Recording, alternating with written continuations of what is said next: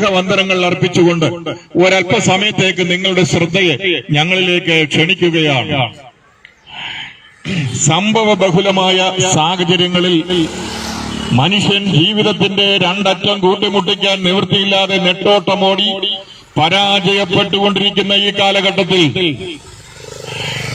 ജീവിത സാഹചര്യങ്ങളോട് മല്ലടിച്ച് പലപ്പോഴും പരാജയത്തിന്റെ പടുകുഴി കണ്ടുകൊണ്ടിരിക്കുന്ന ആയുസിന്റെ നല്ല കാലത്ത് തന്നെ അകാല മരണം ആഗ്രഹിച്ച് ആവശ്യമില്ലാത്ത പ്രക്രിയകളിൽ കൂടിയൊക്കെ തങ്ങളുടെ ജീവനെ നശിപ്പിച്ചുകൊണ്ടിരിക്കുന്ന ഈ കാലഘട്ടത്തിൽ എവിടെ നോക്കിയാലും അസമാധാനവും അസംതൃപ്തിയും സകലവിധങ്ങളായ ദുഃഖ സാഹചര്യങ്ങളും തിമർത്താടിക്കൊണ്ടിരിക്കുന്ന ഈ കാലഘട്ടത്തിൽ സമാധാനം എന്ന് പറഞ്ഞുകൊണ്ട് മതങ്ങളും ഇസങ്ങളും പ്രത്യയശാസ്ത്രങ്ങളും തത്വസംഹിതകളുമെല്ലാം മനുഷ്യന്റെ ഭൗതിക യാഥാർത്ഥ്യങ്ങളുടെ പുറത്ത് വെള്ളപൂശലുകൾ മാത്രം നടത്തി പ്രശ്നങ്ങൾക്ക് കാര്യമായ ഒരു പരിഹാരവും വരുത്തുവാൻ കഴിയാതെ അമ്പേ തകർന്ന് പരാജയപ്പെട്ടുകൊണ്ടിരിക്കുന്ന ഈ കാലഘട്ടത്തിൽ ജീവിതത്തിൽ മനുഷ്യനൊരു ലക്ഷ്യമുണ്ടെന്നും അവന് മരണാനന്തരം ഒരു ജീവിതമുണ്ടെന്നും ഈ ലോകത്തിൽ അവനൊരു മനുഷ്യനായി തന്നെ ജീവിക്കാൻ സാധിക്കുമെന്നും ബോധ്യപ്പെടുത്തിക്കൊണ്ട്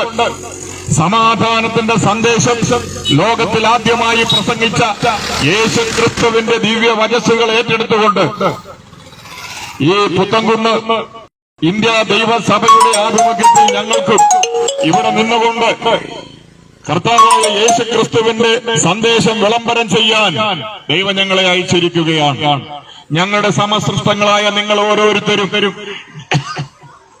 ജീവിതത്തിൽ നിങ്ങൾ അനുഭവിക്കുന്ന വിവിധങ്ങളായ പ്രശ്നങ്ങളാൽ വലയുമ്പോൾ ആശ്വാസദായകനായി ആരെയും നിങ്ങൾക്ക് കണ്ടുമുട്ടുവാൻ കഴിഞ്ഞിട്ടില്ല എന്നുള്ള സാഹചര്യമാണെങ്കിൽ ഇതാ നിങ്ങളുടെ സമീപെ ആശ്വാസദായകനായി സമാധാനദായകനായി യേശുക്രിസ്തുവിനെ നിങ്ങൾക്ക് കാണുവാൻ കഴിയും.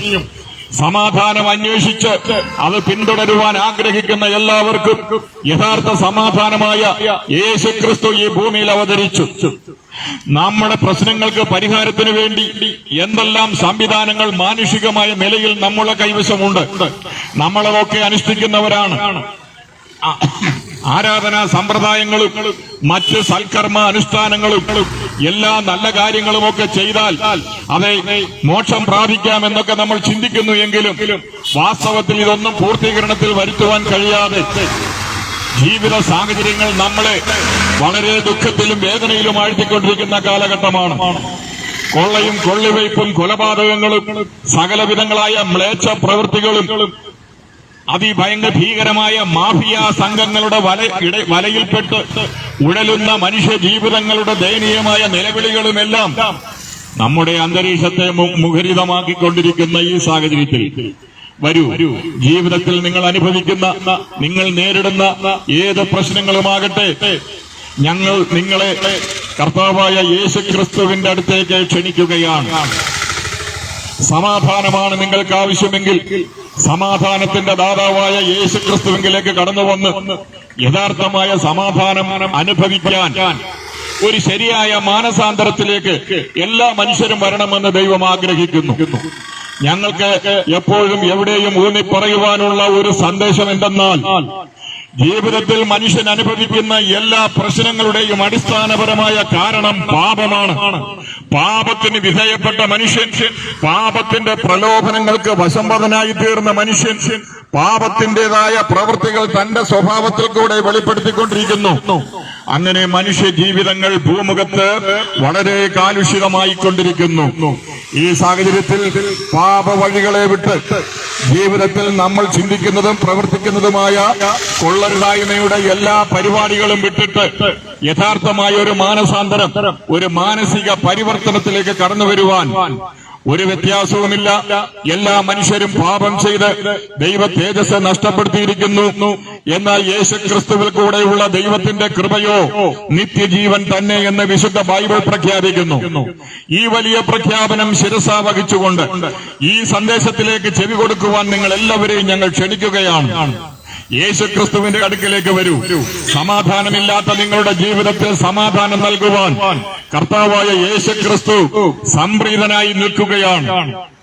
സമാധാനം എന്തെന്നറിഞ്ഞിട്ടില്ലാത്തവർക്ക് യഥാർത്ഥ സമാധാനം നൽകുവാൻ തന്റെ ജീവനെ കാൽവരി ക്രൂശിലെ കൊലക്കളത്തിൽ യാഗമായി സമർപ്പിച്ചുകൊണ്ട് താൻ സമാധാനത്തിന്റെ വക്താവായി മാറിയെന്ന് വിശുദ്ധ ബൈബിൾ പ്രഘോഷിക്കുന്നു.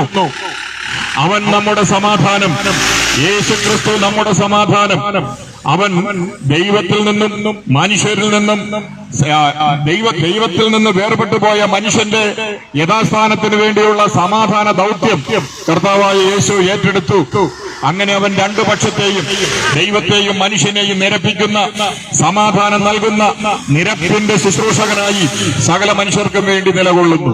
ഈ യേശുക്രിസ്തു വിശ്വസിക്കുന്നവർക്ക്, ഈ യേശുക്രിസ്തുവിന്റെ വാക്കുകൾ അനുസരിക്കുന്നവർക്ക് ഒരു മാനസാന്തരത്തിന്റെ അനുഭവം ദൈവം നൽകുന്നു. അങ്ങനെ മാനസാന്തരപ്പെട്ട് ദൈവത്തെങ്കിലേക്ക് തിരിയുവാൻ എല്ലാവരെയും ഞങ്ങൾ ആഹ്വാനം ചെയ്യുന്നു. ഇവിടെ ജാതിയോ മതമോ നിറമോ പണമോ മറ്റു സംവിധാനങ്ങളോ യാതൊന്നും തന്നെ ഒരു വിഷയമേ അല്ല. ദൈവം മനുഷ്യന്റെ മുഖം നോക്കുന്നില്ല എന്ന് വെച്ചാൽ മനുഷ്യനോട് മുഖസ്തുതി പറയുന്നത് പോലെ ദൈവം മനുഷ്യരോട് മുഖസ്തുതി പറയുന്നില്ല. എന്നാൽ ദൈവത്തിന്റെ കൽപ്പനകളെല്ലാം അത് അതിന്റേതായ ഗൗരവമുള്ളതാണ്. അതുകൊണ്ട് തന്നെ ഈ നല്ല സുപ്രഭാതത്തിൽ ജീവിതത്തിന്റെ വിവിധങ്ങളായ പ്രശ്നങ്ങളിൽ വരഞ്ഞുകൊണ്ട് നെട്ടോട്ടമോടുന്ന നിങ്ങൾ ഓരോരുത്തരോടും ഞങ്ങൾ യേശുക്രിസ്തുവിന്റെ നാമത്തിൽ അഭ്യർത്ഥിക്കുന്നു. ഈ യേശുക്രിസ്തുവിന്റെ അടുക്കലേക്ക് കടന്നു വരൂ. യഥാർത്ഥമായ സമാധാനം ജീവിതത്തിൽ പ്രാപിക്കൂ. ലോകത്തിൽ എന്തെല്ലാം സംവിധാനങ്ങൾ നമുക്കുണ്ടെന്ന് നമ്മൾ ചിന്തിച്ചാലും വസ്തുനിഷ്ഠമായി ഒന്ന് ചിന്തിച്ചു നോക്കൂ. നമുക്ക് എന്താണ് പ്രശ്നങ്ങൾക്ക് പരിഹാരം എവിടെയെങ്കിലും കിട്ടിയിട്ടുണ്ടോ? ഒരുപക്ഷെ നമ്മൾ നോക്കുമ്പോൾ നല്ല വസ്ത്രങ്ങൾ ധരിച്ച് സുന്ദരന്മാരും സുന്ദരികളുമായി നമ്മൾ ഓരോരുത്തരും ഇങ്ങനെ വിലസുകയാണ്. കഴിഞ്ഞ കാലങ്ങളെ അപേക്ഷിച്ച് ഈ കാലഘട്ടത്തിൽ നമുക്ക് ധാരാളം പുരോഗതികൾ ഉണ്ടായിട്ടുണ്ട്. നല്ല റോഡുകൾ സർക്കാർ പണിതു തന്നിട്ടുണ്ട്. നല്ല വാഹനങ്ങൾ നമുക്കുണ്ട്. നല്ല വീടുകൾ നമുക്കുണ്ട്. നല്ല വിദ്യാഭ്യാസവും നല്ല ജോലിയും ശമ്പളവും പണവും വരുമാനവും ഒക്കെ നമുക്കുണ്ട്. അതില്ലാത്തവർക്ക് ഇപ്പൊ വളരെ ചുരുക്കമേ ഉള്ളൂ. അതുകൊണ്ട് തന്നെ സാധാരണമായി ചിന്തിച്ചാൽ ഭൗതികമായ എല്ലാ ജീവിത സാഹചര്യങ്ങളും സംവിധാനങ്ങളും നമുക്കുണ്ട്. കാഴ്ചയിൽ എല്ലാവരും നല്ല രീതിയിലാണെന്നാണ് നമുക്ക് തോന്നുന്നത്. എന്നാൽ ഒരു ഉദാഹരണം നിങ്ങളോട് പറയട്ടെ.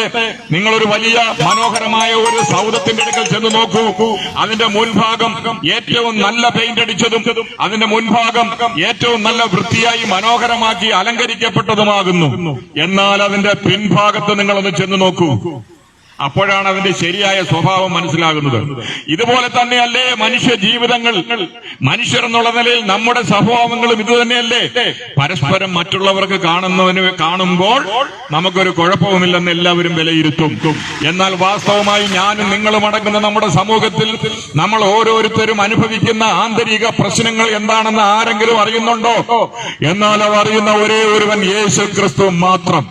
അതുകൊണ്ട് തന്നെയാണ് അവൻ സമാധാനദാതാവായി നിൽക്കുന്നത്. എവിടെയാണ് നമുക്ക് സമാധാനം ലഭിക്കേണ്ടത്? മനുഷ്യന്റെ ആത്മാവിലാണ് അവന് സമാധാനം ലഭിക്കേണ്ടത്. എവിടെയാണ് സംതൃപ്തി ലഭിക്കേണ്ടത്? അവന്റെ മനുഷ്യന്റെ ആത്മാവിലാണ് അവന് സംതൃപ്തി ലഭിക്കേണ്ടത്. ഒരു മനുഷ്യന്റെ ആത്മാവിൽ സന്തോഷമുണ്ടെങ്കിൽ അവന്റെ ജീവിതം സന്തോഷകരമാണ്. ഒരു മനുഷ്യന്റെ ആത്മാവിൽ ദുഃഖം തളം കെട്ടിയാൽ അവന്റെ ജീവിതത്തിന്റെ എല്ലാ മേഖലകളിലും ആ ദുഃഖത്തിന്റെ അവസ്ഥയായിരിക്കും. ഒരു മനുഷ്യനെ നിരാശ ബാധിച്ചാൽ അത് അവന്റെ ആത്മാവിനെയാണ് ബാധിക്കുന്നത്. ഒരു മനുഷ്യൻ കുറ്റവാളിയായി തീർന്നാൽ ഈ കുറ്റകൃത്യങ്ങൾക്കുള്ള വാസന ഉടലെടുക്കുന്നത് അവന്റെ ആത്മാവിലാണ്. അതുകൊണ്ട് തന്നെ വാസ്തവമായി യഥാർത്ഥമായ സമാധാനം ലഭ്യമാക്കേണ്ടത് മനുഷ്യന്റെ ആത്മാവിലാണ്. ഒരുവന്റെ ആത്മാവിൽ സമാധാനമുള്ളവനാണെങ്കിൽ അവന്റെ ജീവിതത്തിന്റെ എല്ലാ മേഖലകളിലും അവൻ സമാധാനമുള്ളവനായിരിക്കും. അങ്ങനെ സമാധാനം പ്രാപിച്ച ഒരു മനുഷ്യരുടെ ഒരു കൂട്ടം എവിടെയുണ്ടോ അവിടെ സമാധാനത്തിന്റെ അന്തരീക്ഷം നിലനിൽക്കുകയും സമാധാനത്തിന്റെ സ്വഭാവം വെളിപ്പെടുകയും ചെയ്യും. യഥാർത്ഥമായ സമാധാനം അനുഭവിക്കുമ്പോൾ യഥാർത്ഥമായ ആശ്വാസം ലഭിക്കുന്നു.